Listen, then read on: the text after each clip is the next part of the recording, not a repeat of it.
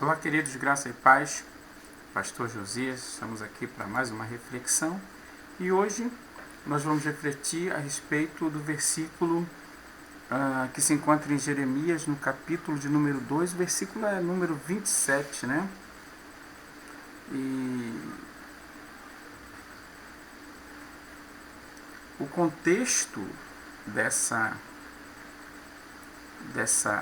passagem mostra, portanto, Jeremias descrevendo a situação daquele povo, né? Jeremias, ele leva uma mensagem de arrependimento a um povo rebelde e um povo recorrente no erro, né? Eram pessoas que tinham na idolatria um reflexo do egoísmo e da ausência do conhecimento de Deus.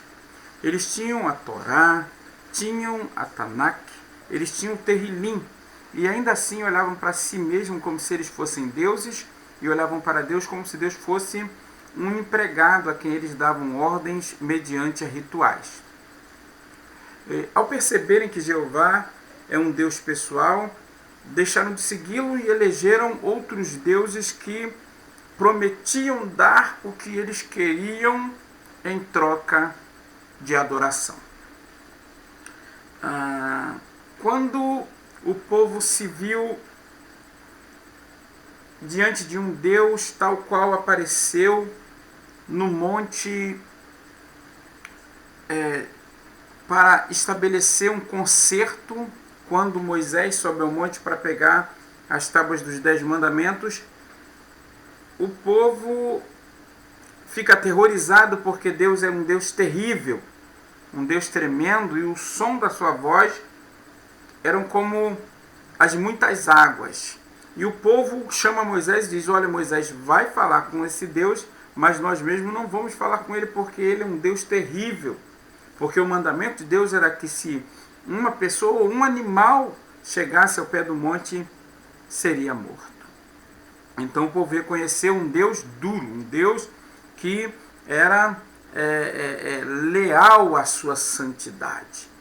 Então a idolatria é uma praga e se alastra de uma maneira a contaminar o ser, fazendo com que esse indivíduo, essa pessoa contaminada pela idolatria, se permita barganhar com o que de mais sagrado existe nos seres humanos, ou seja, a capacidade de adorar aquele a quem elegemos como nosso Deus. Pessoas, portanto, se prostram diante daqueles que elegeram como Deus, demandando deles algum milagre em troca dessa adoração.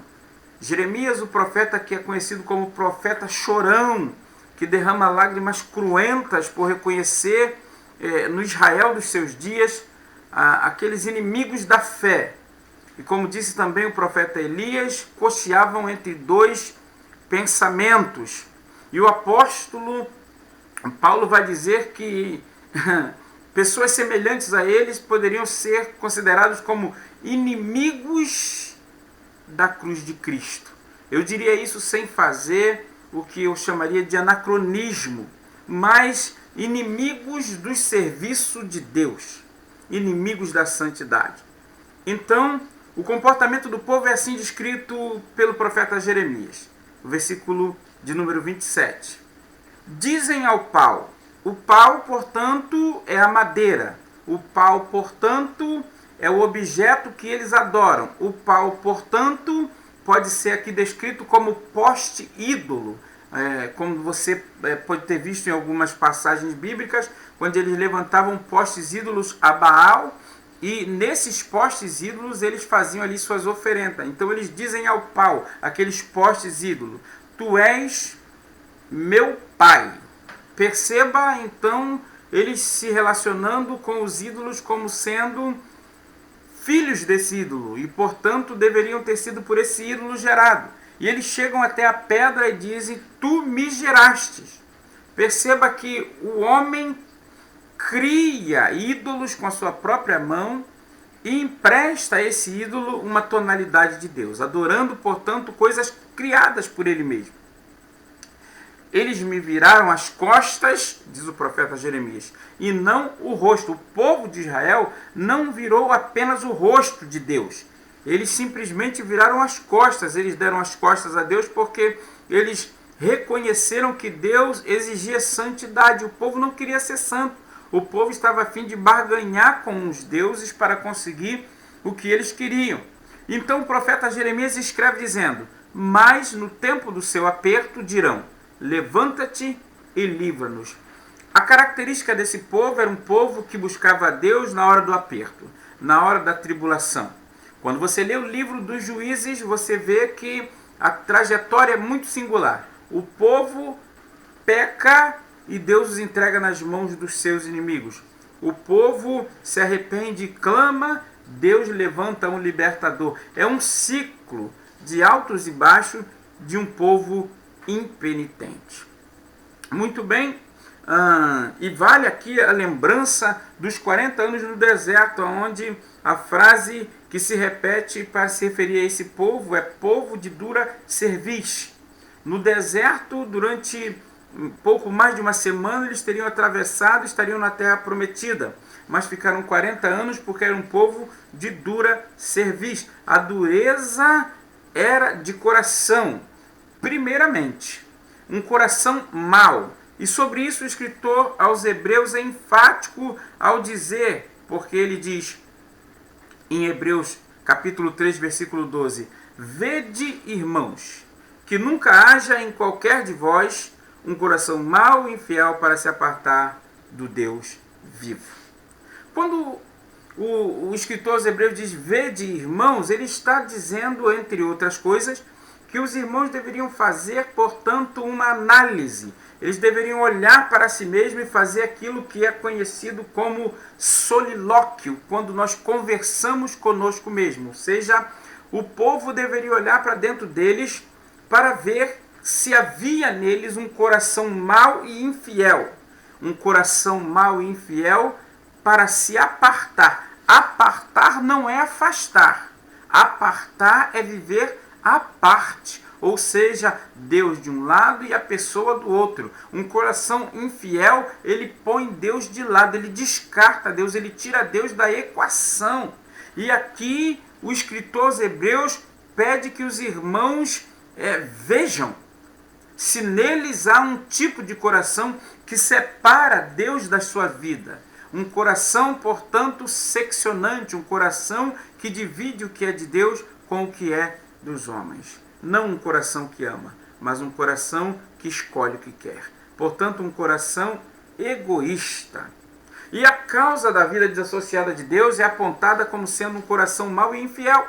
Portanto, a maldade do coração é nada mais, nada menos do que um modo egoístico de vida, aonde os desejos do ser humano são tidos por esses mesmos seres humanos como sendo o seu Deus, o que leva eles a dar o valor total para essa coisa que eles elegeram como Deus. E Deus é, portanto, destronado. E por que motivo Deus é destronado?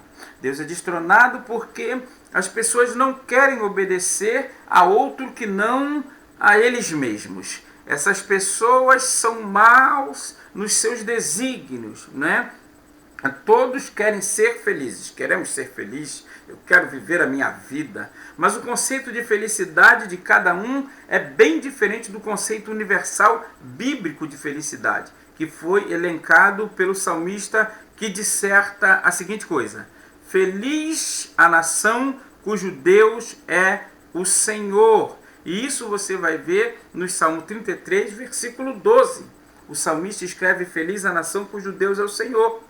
Então, uma nação é um conjunto de pessoas que têm as mesmas leis, que falam o mesmo idioma e que tem uma localização geográfica peculiar e que tem também as leis que os regem. E esse grupo de pessoas, né, que tem uma cultura, que tem leis que os regem e que tem um território próprio, eles são, portanto, levados por um maioral que os dirige, um rei, um presidente, levam a nação, portanto, até o lugar aonde ela seja bem-aventurada, felicitada. Nisso, a gente percebe que a verdadeira felicidade é ter Deus como o único a quem deve ser dirigida a nossa adoração. E por que eu digo isso? Porque Jesus, na passagem pelo deserto, em Mateus no capítulo 4, ele responde à tentação diabólica que lhe pedia adoração em troca de prazeres desse presente mundo, desse século tenebroso. E a resposta de Jesus ao apelo diabólico é: somente ao Senhor teu Deus adorarás e só a Ele servirás. Portanto, a adoração, ela é devida ao Deus único e verdadeiro. E aí a pergunta surge: para quem tem sido a nossa adoração? A quem nós temos eleito como sendo nosso Deus? Será que nós temos colocado a igreja como sendo nosso Deus? O pastor tem sido a pessoa que tem ficado no lugar de Deus? Será que nós não temos colocado as nossas esposas como sendo a pessoa a quem nós prestamos toda a nossa devoção? Será que os nossos filhos não estão sendo objetos da nossa adoração? Precisamos fazer uma análise. O apóstolo Paulo, em 11 de Coríntios, ele vai dizer: examine-se, pois, o homem a si mesmo. Deve existir uma análise para ver se nós estamos praticando idolatria sem nem percebermos. Existem gente que vivem na idolatria sem perceber que estão destronando a Deus. Portanto, adorar a Deus e servi-lo faz de nós pessoas felizes, pois dele promana o amor e a bondade que faz com que vivamos em um cuidado providencial. Aliás, obra desse ser que ama por excelência e que por amar nos deu vida juntamente com Cristo Jesus. Tenhamos, pois, vida em Deus e não mais cumpriremos os desejos do coração adoecido pelo efeito da queda no Éden. Então, nós agora temos uma nova cultura. A Bíblia diz que quem está em Cristo é nova criatura. Jesus instituiu nos evangelhos a cultura dos céus. A lei que agora nos rege não é mais a lei da antiga aliança. Nós somos convidados a viver em amor, somos regidos por amor.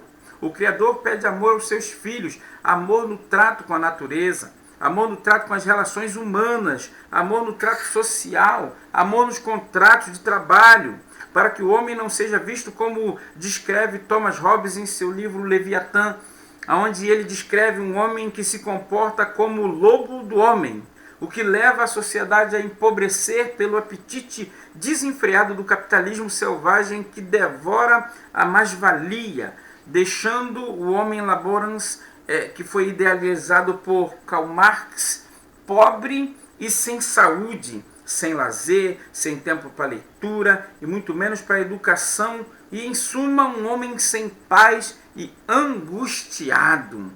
Sejamos de fato novas criaturas para uma nova vida debaixo da graça, porque para isso nós fomos chamados. Então que Deus nos abençoe rica e abundantemente e que nós possamos fazer sempre um autoexame para verificar se nós não estamos pecando e incorrendo em idolatria. Tá bom, querido?